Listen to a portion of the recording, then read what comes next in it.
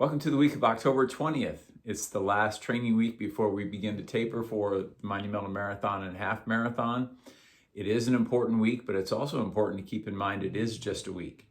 So don't try to make up for training that you've missed. Don't try to add extra if you've been training well all along. This is the time that you're real susceptible to injury because we're looking for that extra edge, that extra amount of confidence going into taper time and going into race day. Just run the plan. If you've been doing that all along, you don't need to do any extra. If you do extra, it'll probably be more detrimental than positive. And if it is positive, it's only 1 week, so it's not going to really make that much difference, but your injury risk goes up. So keep this in perspective. It's an important week, but it is just 1 week. We start with a workout that we don't do too often.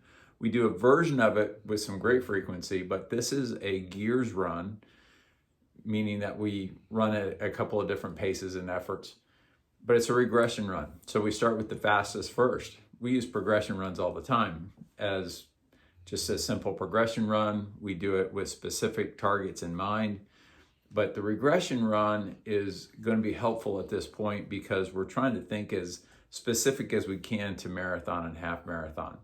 So this starts with an 85 to 90% mile. So not time trial mile, but pretty hard, kind of 5K pace, maybe up to 10K pace. And I would only use that because maybe the warm up wasn't quite as adequate, or maybe your legs are just a little bit tired coming off of a long run a few days before to run 5K or faster. Again, we're not looking for mile race pace, but it should be fast. It should be hard. It should be anaerobic at the end. The reason we want to do that is we're setting up the rest of the workout.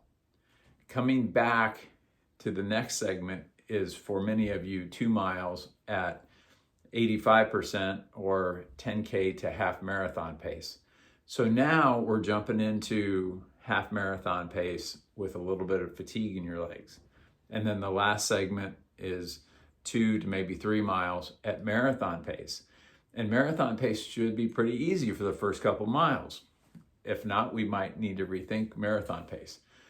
But if we do this workout first, where you have maybe 3 miles of really good quality at threshold and above, and then we come into marathon goal pace, we've moved you ahead into the program. So now you're maybe 15K or half marathon into it with the fatigue in your legs.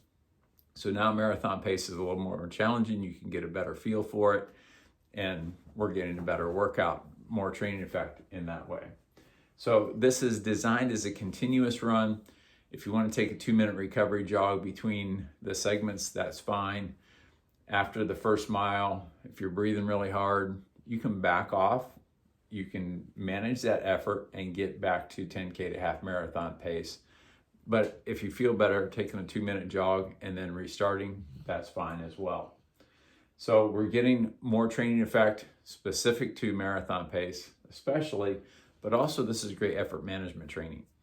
And your race day will come down to that. On race day, it may feel a little too easy, may feel a little too hard at points, and you being able to adjust to that and think, okay, I'm at mile 8, and I have 18 to go. How should I feel? And if you can adjust that pace, adjust that effort, listen to your breathing, tune into the tension in your legs, all those kind of things, that's an incredibly valuable skill to have. So we're trying to accomplish a few things with that workout. We come back to moderate quality workout, and it's just an easy to moderate run with some striders. Don't worry about the striders too much. I see in training logs, some people get stressed by seeing some striders in there. They're really not a big deal. You're just running kind of all out mile pace for 20 or 30 seconds. So you look awesome, your neighbors are impressed, but it's not really hard at all. But it's getting some turnover, fire and fast twitch fibers, maintaining biomechanical balance, and keeping a little bit of tension in your legs. So not much there. Don't push, don't hold back. Unless you really need it, this should be faster than your Wednesday run. It should be faster than your Friday run, because we don't need just another easy day. If you do, take it. If your legs are tired, take it. If you're fighting off some illness, take it. Make sure that it's easy. But if not, easy to moderate. don't push either. This shouldn't turn into a steady state run because we have something else coming up on Saturday or Sunday, depending on how your week is scheduled, that we want to be ready for. So easy, moderate run with some striders. The long run. Now this may vary because some of you we've switched because of race schedules or because of preferences or a number of other variables. Some of you maybe did that this week, and then in the coming week, you're going to go longer, and that's fine as well. We don't need too many adjustments around that because we're still heading into taper either way. But for most of you, this is a long run with goal pace, and we want to get a good warm up, but we don't want to do too much necessarily because especially on marathon day, you're not going to have a great deal of warm up, and we want to see how that feels early. For a half marathon, you're going to do a little bit more warm up. For most of you, especially those of you that are thinking about this in terms of racing as opposed to finishing and just trying to get through it. So do a little bit more than you're going to do on race day because we're still in training. We're not tapered. You're not going to have that incredible mental psych that you're going to have on race day. But think about that warm up a little bit, but then still work into it. On race day, you don't necessarily need to be, if you're shooting for 3 hours and you want to run 6:52s, your first mile doesn't have to be 6:52. We don't necessarily want it to be 7:52, but it can be 7:15, 7:20, and you can gradually work down. But when you do that, you take off a little bit at a time. We're not trying to go from 30 seconds too slow in the first mile in terms of goal pace to catching up in the second mile. That rarely is rewarded. If you can do that with no problem, then your goal pace might be a little bit soft. So warm up into it, work into the pace. With goal pace running, especially at this point, where this is the last week before taper, it often feels harder than you want it to. So don't be too surprised by that. If you're huffing and puffing and it's a real strain, okay, we might need to rethink goal pace.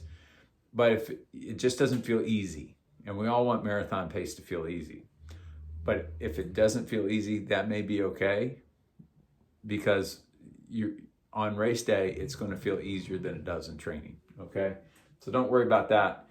Let's not have any big moves in this because you're not going to do that on race day.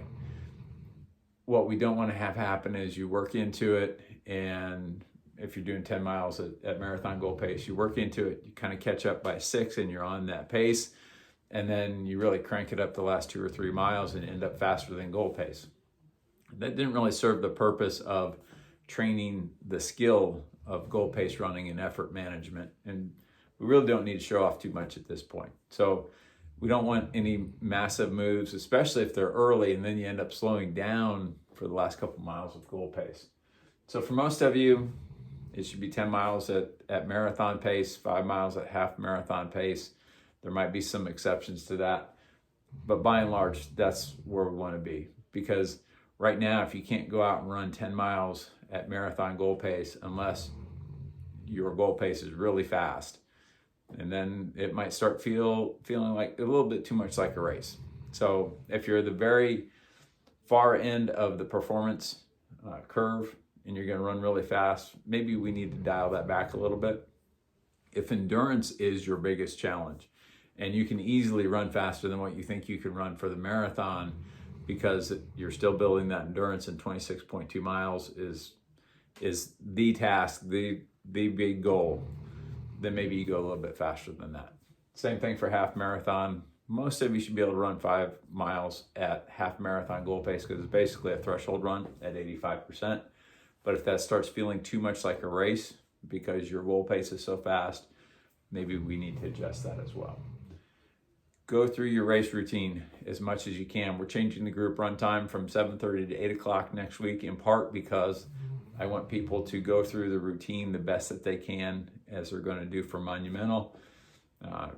We were talking yesterday morning at Eagle Creek, and I talked about maybe I'll block off all the parking so you have to drive around the park to find parking to make it really feel like race day.